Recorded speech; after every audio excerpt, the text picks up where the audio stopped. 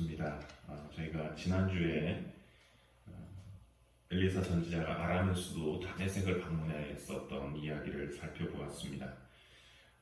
그런데 이제 재밌는 것은 어떻게 보면 원수일 텐데 아람 왕 베나닷이 엘리사 선지자에게 사람을 보내서 자기 병에 대해서 물었던 그 기사를 봤습니다.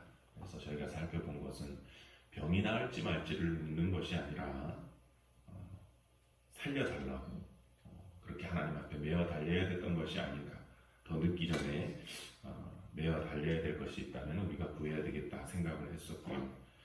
또 살게 되지만 죽는다는 그 이상한 예언을 통해서 정작 그의 문제는 자기가 생각했던 건강이 문제가 아니었고 자기가 믿었던 사람이 문제였던 것을 보면서 우리의 참 문제는 무엇인지 한번 생각을 해보자 말씀을 드렸습니다. 오늘 말씀은 엘리사가 이제는 돌아와서 이스라엘로 돌아와서 아합의 가문을 멸하는 하나님의 메시지를 전하고 새로운 왕을 기름을 부어서 세우는 그런 이야기를 하고 있습니다. 이 일을 위해서 이제 한 사람을 보내는데 선지자의 제자 이렇게 표현이 되어 있는데 아마 젊은 선지자, 그러니까 훈련 중인 선지자, 우리로 치면 신학생 아니면 이제 목회 초년생 막 이렇게 좀 경력을 쌓아야 되는 그런 사람이 아닌가.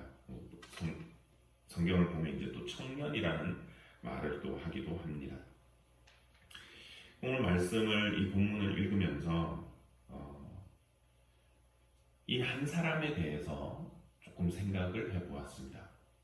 이름 모를 한 사람. 근데 이 한 사람이 그 엘리야가 자기에게 시키는 것들을 하나씩 해나가는 모습을 통해서 제 자신도 돌아보고 그냥 제게는 이렇게 조금 잔잔한 감동이 와서 그냥 그것을 오늘 한번 나눠보도록 하겠습니다. 1절에서 3절 말씀인데요. 다시 한번 제가 읽어보도록 하겠습니다. 선지자 엘리사가 선지자의 제자 중 하나를 불러 이르되 너는 허리를 동이고 이 기름병을 손에 가지고 길르앗 라못으로 가라. 거기에 이르거든 님시의 손자 여호사밧의 아들 예후를 찾아 들어가서 그의 형제 중에서 일어나게 하고 그를 데리고 골방으로 들어가 기름병을 가지고 그의 머리에 부으며 이르기를 여호와의 말씀이 내가 내게 기름을 부어 이스라엘 왕으로 삼노라 하셨느니라 하고 곧 문을 열고 도망하되 지체하지 말지니라 하니. 이 엘리사 선지자가 이 선지자의 생도들 제자들 중에 하나를 불러서 특별한 사명을 줍니다. 기름을 부어서 왕으로 삼을 사람이 있다. 그러니까 너가 이 일을 해라. 근데 이제 이 말씀을 통해서 첫 번째 저한테 감동이 된 것은 그냥 가라고 하는 곳으로 순종하면서 이 사람이 갑니다. 어디로 갔지요? 지명이 길르앗 라못이라고 하는 곳으로 갔습니다. 뭐 갔나보다 라고 생각할 수 있는데 또 그곳을 곰곰이 생각을 해보면 또 그렇게 쉬운 장소는 아니었습니다. 지리적으로 얘기를 하면 요단강을 건너서 여러분들이 보실 때는 이쪽이죠. 동편으로 있는 지역입니다. 그리고 이스라엘 지도가 이제 위에는 갈릴리 호수가 있고 밑에는 사해가 있는데 갈릴리 호수 남쪽에서 조금 더 밑으로 그리고 이쪽 동쪽이니까 이쪽 이제 국경 지대에 있는 동네입니다. 또 이곳이 어떤 곳이냐? 저희가 이제 지난주에 말씀을 봤지만 아람 왕 베나닷이 이제 그 신하 하사엘에 의해서 죽임을 당하고 하나님께서 이제 엘리사를 통해서 예언을 하잖아요. 네가 이스라엘 백성들을 이렇게 저렇게 칠 것이다. 이제 전쟁을 한다. 이렇게 이제 이야기를 하는데 오늘 본문에 우리가 읽진 않았지만 이제 그 8장 마지막 부분을 보시면 어떤 내용이 나오냐면 이 아람 왕, 새 왕이죠. 하사엘과 싸우는데 전쟁을 하고 있는데 그 장소가 어디냐? 바로 이 길르앗 라못입니다. 그래서 8장 28절 보시면 이렇습니다. 그가 아합의 아들 요람과 함께 길르앗 라못으로 가서 아람 왕 하사엘과 더불어 싸우더니 지금 엘리사가 자기 선지자 이 제자들 중에 한 사람을 보내는데 그냥 일반적인 장소로 보내는 것이 아니라 어디로 보내느냐? 한참 전쟁 중인 전쟁터로 보냈다라고 하는 겁니다. 근데 이 전쟁터가 좀 그렇잖아요. 사람이 죽어나가는 그런 곳이고 좀 치열했던 것 같습니다. 왜냐하면 이 전투에서 이스라엘 왕 요람이 부상을 당합니다. 그리고 그래서 이제 지금 이 요람은 딴 곳으로 잠깐 피신을 해 와 있는 상황이지요. 그리고 더 흥미로운 것은 요람의 아버지 아합 왕이 또 이 아람과 전투를 하러 가서 죽은 장소가 어디냐면 바로 이 길르앗 라못입니다. 그래서 미가야 선지자를 이렇게 불렀을 때 얘기하는 게 나오잖아요. 우리가 전쟁을 하러 가랴 말랴 모든 사람들은 다 올라가소서 하는데 이제 이 사람은 당신 거기서 죽게 될 겁니다. 예언했던 바로 그 장소입니다. 국경지대였고 언제든지 분쟁이 좀 일어날 수 있는 곳인 거죠. 아니나 다를까 전쟁의 상흔, 기억이 있는 곳 그리고 지금도 여전히 전쟁 중인 그곳 다른 말로 하면 위험한 곳 그렇잖아요. 이 위험한 지역으로 보내는데도 이 선지자의 제자는 이 제자 선지자죠. 이 제자는 그냥 묵묵히 그곳으로 나아갑니다. 어떻게 보면 자기가 사로잡힐지도 모르고 그렇잖아요.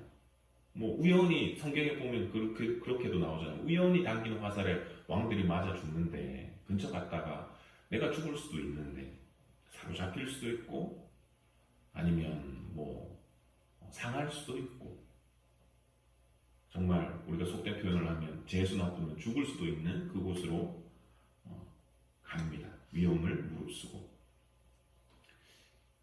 이것을 저희 상황으로 얘기를 해보자면 뭐 우리가 당장 뭐 순교할 수 있는 곳으로 우리도 가야 됩니다 이런 것이 아니고 손해 볼 수 있는 곳으로 갔다 하는 말로 한번 생각해 볼 수 있을 것 같습니다.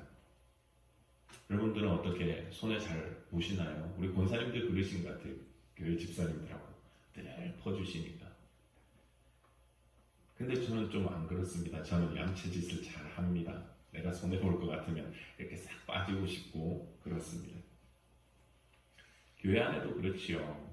늘 수고하시는 분들 수고하시고 그 수고를 그냥 이렇게 이용하는 사람들이 또 있습니다. 절대로 손해보지 않으려고 하는 습성들을 보일 때가 있지요. 그것이 어떤 물질이든 아니면 시간이든 어떤 내 노력이든 내 몸이 피곤해지는 일이든 근데 오늘 이 사람이 길르앗 라못으로 갔다라고 하는 이 단순한 말에서 저는 도전을 받습니다. 옛날에는 우리 찬송가도 그렇게 막 열심히 불렀었잖아요. 푸른 바다 나서니 뭐 악을 골짝 빈들에도 가오리다 이렇게 하면서 위험한 곳도 가고 또 손해보는 일도 하나님의 일이라면 하나님께서 원하시는 일이라면 우리가 잠잠히 순종할 수 있으면 좋겠다 하는 생각을 이 이름 모를 선지자를 통해서 또 생각을 해보았습니다.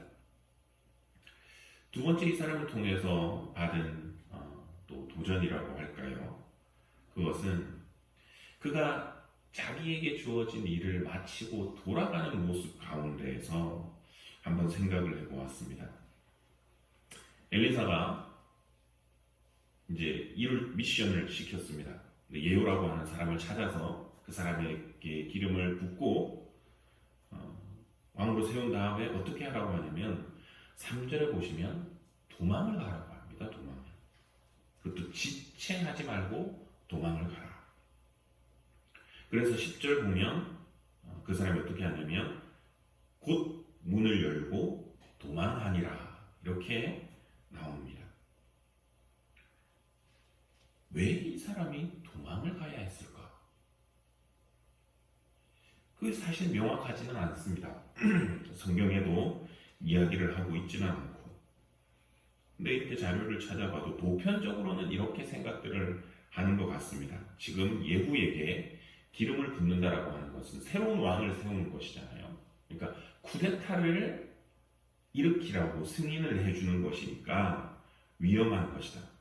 만일 예후나 이 장관들 무리가 거절하면 어떡하냐? 그리고 또 다른 사람들이 이게 반역이라고 막 싸우면 어떡하냐? 그러니까 피해야 됐었다. 그런데 가만히 생각을 해보면 오늘 성경의 진행이 그렇잖아요. 예후랑 또 다른 장관들이 이 하나님의 신탁, 말씀, 기름 부음을 받아들입니다. 하나님은 이미 당신의 계획 속에서 다 계획을 해놓으셨고 이렇게 일이 진행될 것을 아셨는데, 그렇다면 굳이 이 선지자가 위험하다고 해서 도망을 가야 될 이유가 될까? 그런 생각이 드는 거죠. 그렇죠? 아니면 아직도 전쟁터니까 피해라. 글쎄요. 근데 제가 이렇게 왜일까 이렇게 생각을 하는데 혹시 이런 의미는 아닐까 하는 생각이 들었습니다. 대접받는 자리에 머물러 있지 마라. 무슨 말이냐면 성경을 보시면 사실 왕이 되는 사람에게 선지자가 기름을 부어서 왕을 삼았다고 하는 경우는 성경이 이제 아예 기록을 남겨서 보여주는 경우들은 많지 않습니다. 저희가 보편적으로는 그렇게 알고 있잖아요. 왕을 세울 때는 기름을 부어 주신다고. 근데 그걸 실질적으로 기록하고 있는 왕들은 성경에 별로 얼마 없어요. 그래서 남왕국 유다에서는 대표적으로 누가 있습니까?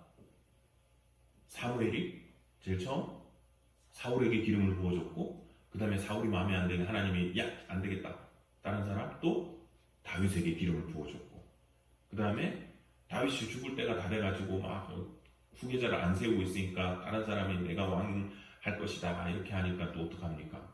다윗이 죽기 전에 제사장과 선지자에게 이야기를 해서 제사장 사독과 선지자 나단이 가서 솔로몬에게 기름을 부어줍니다. 이게 다예요. 그 다음부터는 뭐 이제 아예 그것이 그 의식처럼 됐으니까 이제 그 특히 다윗 가운데서 계속해서 하지 않았을까 생각이 됩니다. 근데 북왕국 이스라엘에서는요, 기록상으로 이 사람이 처음이에요. 예후가. 그리고 솔로몬 말기에 하나님의 경고로서 나라가 나눠지겠다라고 하셨을 때 어떤 일이 있었냐면 선지자 아히야라고 하는 사람이 이 여로보암을 만나가지고 로보암에게서 나라를 뺏어서 주겠다 이렇게 하는 그것을 상징적으로 어떤 행동을 해서 보여주자면 기름을 붓는 것이 아니라 자기의 옷을 찢어가지고 12조각으로 나눠가지고 10조각은 너가 갖고, 그래서 이 옷을 찢은 것 같이 나라를 찢어서 10지파를 너에게 주겠다. 이렇게 상징적인 행동을 해서 하나님의 말씀을 전해주었지요. 그리고 오늘 예후라고 하는 사람한테 예외적으로 기름을 부었습니다. 왜 북왕국에서는 이렇게 기름 부으면서 하지를 않았을까? 남왕국은 그러니까 이 가계가 보존이 됩니다. 전통적으로 쭉 이어져 내려가죠. 다윗의 집안이. 근데 북왕국은 여러분들이 보시면 성경을 읽어보시면 항상 왕위가 찬탈이 됩니다. 죽이고 뺏고 죽이고 뺏고. 그러니까 하나님의 뜻 안에서 또 일어난다고 할 수 있겠지만 인간의 욕심 속에서 일어나니까 어떤 그 기름 부음의 기록이 없는 것이 아닌가 생각을 해봅니다. 근데 이렇게 기름을 부어서 아니면 선지자가 이렇게 왕을 세워주면 아무래도 좀 더 권위가 생기는 것 같아요. 정당성이 부여가 되는 거죠. 그러니까 나중에 또 일이 생겼을 때 자기에게 기름을 부어줬던 선지자들을 찾아갑니다. 기록을 보면. 그래서 사울의 경우도 그렇잖아요. 그 당시 선지자고 마지막 사사기도 했으니까 자기가 죽기 전에 하나님이 자기를 버리셨고 선지자는 찾고 싶고 그러니까 죽은 사무엘까지 불러들이려는 어떤 기행을 벌이기도 했었고요. 그리고 다윗도 사울에게 쫓길 때에 도망가서 제일 처음 만난 사람이 누굽니까? 사무엘을 찾아갔잖아요. 자기에게 기름 부어줬던 그 사무엘을 찾아갔었습니다. 또 여로보암 때는 어떻게 했느냐? 나라에 힘든 일이 있어서 찾아간 것이 아니라 이 여로보암 때는 자기 아들이 너무 아팠어요. 그러니까 그 자기 부인을 시켜가지고 그 유다로 가서 나한테 이렇게 왕이 될 것이라고 말해줬던 그 예언자를 찾아서 우리 아들이 어떻게 될지 좀 물어보라. 이렇게 이야기를 합니다. 한편으로 보면 자기를 왕으로 세워준 선지자를 의지한다라고 하는 것, 사실 잘못된 건 아니죠. 우리가 신앙인의 입장에서 보편적으로 생각을 해보면 우리가 힘들고 지치고 어려운 일이 있고 그럴 때 도움을 청해야 될 때 신앙적으로 또 정신적으로 감정적으로 신앙의 선배들이나 아니 목회자들을 찾아와서 도움을 받는 것 좋고 또 필요합니다. 근데 다른 한편에서 선지자의 입장에서 본다면 이렇게 자기를 기억해주고 찾아온다라고 하는 거 고맙고 감사하죠. 다른 말로 하면 내가 존중을 받는 거예요. 저 사람한테서 내가 어떤 영적인 권위 아니면 어떤 타인 영향력이 있구나 감사하면서 존중받는 느낌을 줍니다. 인정을 받는 것이죠. 특히나 지금 상황이 그렇습니다. 예후와 다른 장관들이 어떻게 보면 나더러 쿠데타를 일으키라고 말도 안 되는 소리 좀 잘라라 이렇게 하는 상황이 아니라 이걸 받아들이잖아요. 받아들여서 아합 가문을 심판을 하려고 합니다. 만약 이때 선지자가 예후의 무리들과 함께 그 자리에 있었다면 이 사람들 측에서 볼 때는 굉장한 어떤 정통성, 권위가 생기는 것이죠. 반역의 정당성을 주는 것입니다. 가시적으로 보여주죠. 하나님이 시켰어. 우리 선지자 이렇게 우리한테 하라고 했어. 이런 말이 되니까. 또 이 선지자, 제자의 입장에서 볼 때는 어떻겠습니까? 자기가 기름 부어준 사람이 왕이 되니까 인간적으로 본다면 내가 저 사람들한테 인정받고 그 다음에 약간 으스댈 수 있는 그런 상황이 되지는 않을까 하는 생각이 들더라고요. 그러니까 도망치라고 한 이야기는 무슨 의미일까? 이번에는 이제 말씀을 그냥 읽는 제게 이렇게 들리더라고요. 하나님의 일을 할 때에 사람들의 칭찬과 사람들의 인정과 사람들의 존중을 받으려고 하지 말고 대접받으려고 남아가지고 누가 안 해주나 그런 생각하지 말고 그곳에서 도망쳐라. 굳이 그것을 받으려고 애쓰지 말라. 엘리사와 또 이 젊은 선지자에게 요구한 것, 젊은 선지자가 보여준 것, 그것이 이런 의미가 아니었을까 하는 생각을 해보게 되었습니다. 우리가 교회 안에서 여러 가지 일들을 할 때 가끔씩 그런 좀 일이 있잖아요. 나를 드러내고 싶고 잘했다고 칭찬받고 싶고 사람들이 인정해주면 좋고 좋지요. 근데 그것이 목적이 되어서는 아니 될 것입니다. 그래서 내가 인정받고 칭찬받으려고 한다는 그 속삭임에서 도망 나가서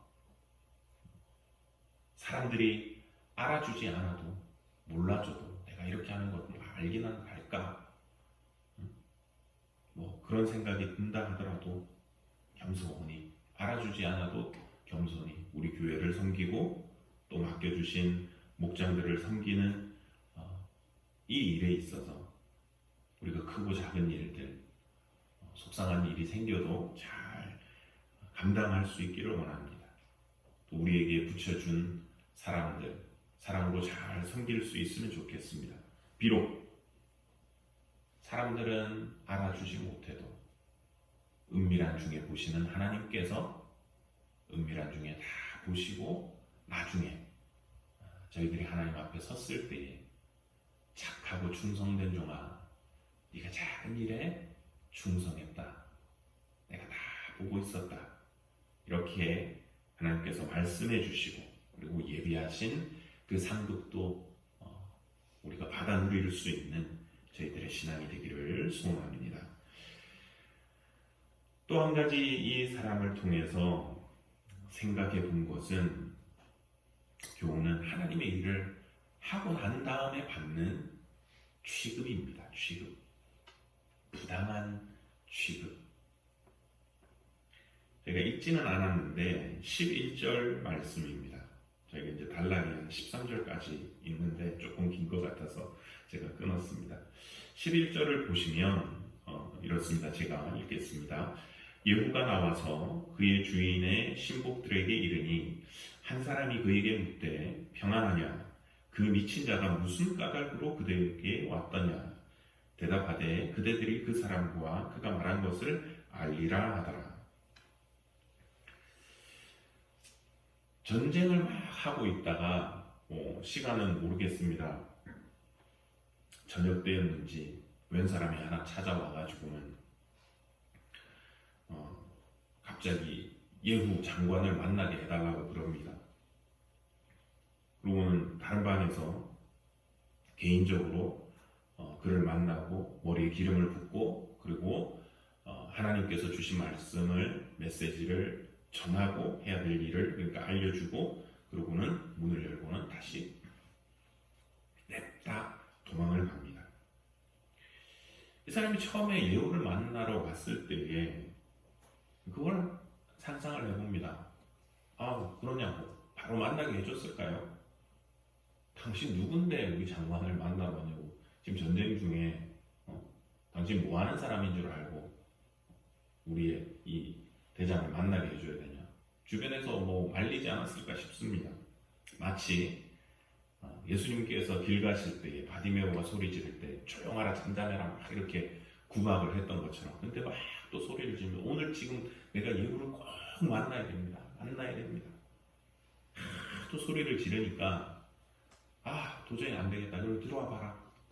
누구를 만나고 싶은데 당신과 할 얘기가 있습니다. 그러고는 예후를 만나고 얘기를 해주고 달아납니다. 그러니까 그렇게 달아나고 예후가 나오니까 사람들은 궁금하잖아요. 무슨 일이 있었냐 이렇게 묻는데 한 사람이 이렇게 질문을 합니다. 그 미친 자가 무슨 까닭으로 그대에게 왔더냐. 그래도 선지자인데 하나님의 일을 하기 위해서 왔는데 하나님의 이름을 가지고 기름을 붓고 하나님의 말씀을 전하고 근데 그 사람을 향해서 사람들은 그 미친 자가 왜 왔던데? 성경에서야 뭐 이렇게 좀 천박하게 쓸 수 없으니까 그나마 조금 완곡하게 쓴 게 그 미친 자 이렇게 쓴 것 같습니다. 근데 현장에서는 좀 더 심하게 부르지 않았을런지 모르겠어요. 그 미친놈이 아니면 미친 쌍시오 쌍기야 아니면 그 또라이 뭐 이렇게 모르겠습니다. 더 심한 말이 나왔을런지. 하나님의 일을 하러 왔는데 하나님의 일을 하고 떠나는데 뒤에서 들리는 소리는 나더러 저 미친놈이. 참 마음이 그래요. 말씀을 읽는데 제 마음이 좀 짠했어요. 아, 하나님 일을 하는데 이런 대접을 받아야 됩니까?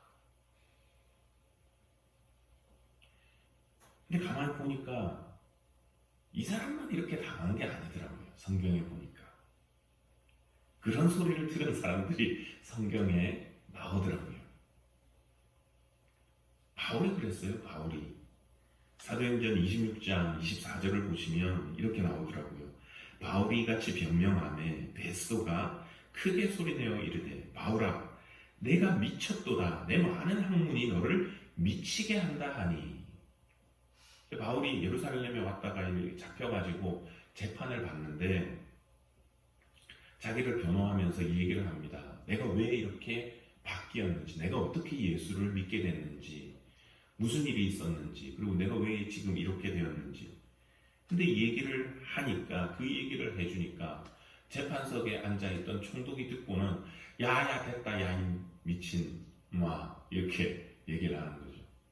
너가 좀 단단히 미쳤구나. 또 고린도후서 5장 13절을 보시면 바울이 자기들에게 하는 세상의 평가를 자기가 또 이렇게 기록을 한 게 이렇습니다. 우리가 만일 미쳤어도 하나님을 위한 것이요 정신이 온전하여도 너희를 위한 것이니.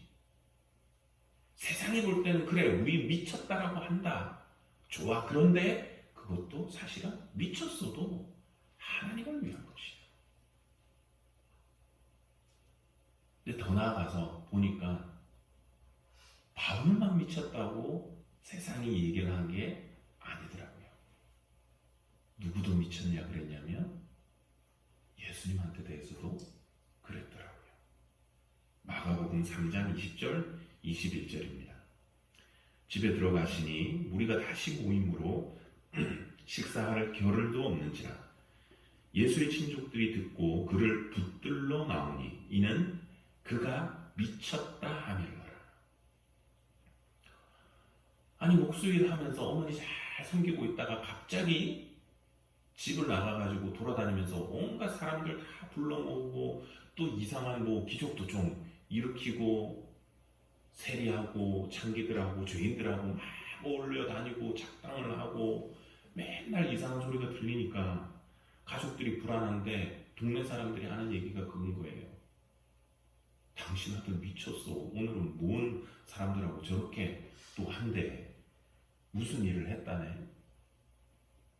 니네 형, 니네 오빠가 미쳤다야. 동네 사람들이 그렇게 하니까 가족들이 예수님을 붙잡으러 왔답니다. 당신의 사역에 대해서도 그렇습니다. 요한복음 10장 20절을 보시면 그 중에 많은 사람이 말하되 그가 귀신 들려 미쳤거늘 어찌하여 그 말을 듣느냐. 야, 저 사람 귀신 들려가지고 정신없는 그 말을 하는데 그 미친 사람 소리를 왜 듣냐. 예수님께서도 이 땅에서 하나님께서 맡겨주신 그 일을 함에 있어서 세상은 우리를 미쳤다라고 하는구나. 우리가 하나님을 믿으면서 이 땅을 살아갈 때에 가끔 이런 상황을 만나지 않습니까? 미쳤다 하는 소리가 아니라 어떻게 보면 참 굴욕적이잖아요.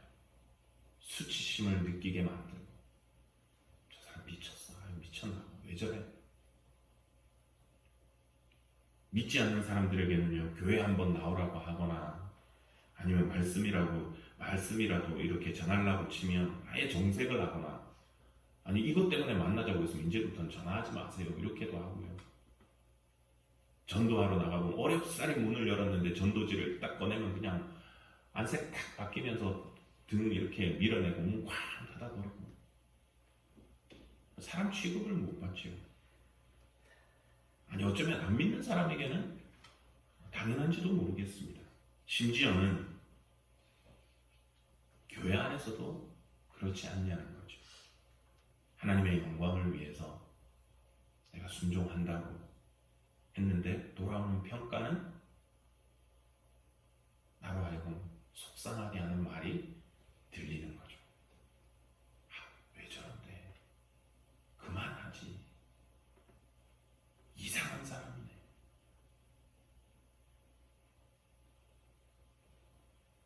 이런 이야기, 주변의 평, 아니면 뒷담화, 그런 얘기를 들을 때 우리는 어떻게 해야 됩니까?